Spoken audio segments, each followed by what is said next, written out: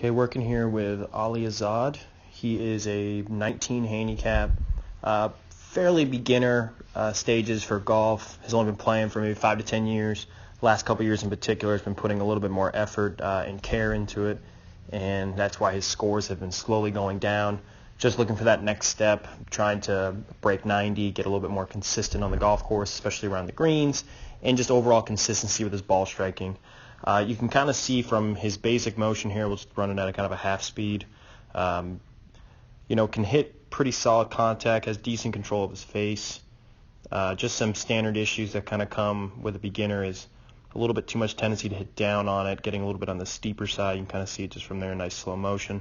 So a couple things that we look to clean that up. He's been fighting a bit of a fade, especially with his longer clubs, and also has a tendency to hit some fat shots.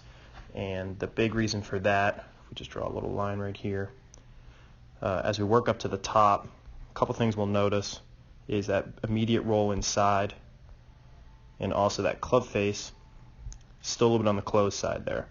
Okay, so in a perfect world, we'd like to get that face a little bit more in this position, kind of parallel to his initial starting line, which with that closed club face up at the top, as we'll see up at the top, not only is it a little bit closed, but notice how close it is to his body. Right knee straightening up, a little bit more of a slide rather than a rotation.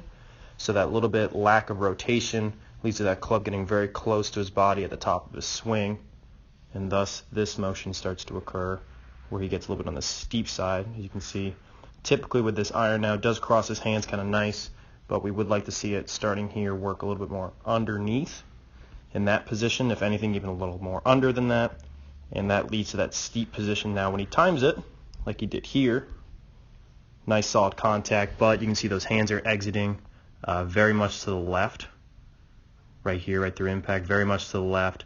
I'd like to see that going more down the target line, and that'll lead to a little bit more consistency. So number one was his posture. So if we clear this, you can see very tall in his posture here.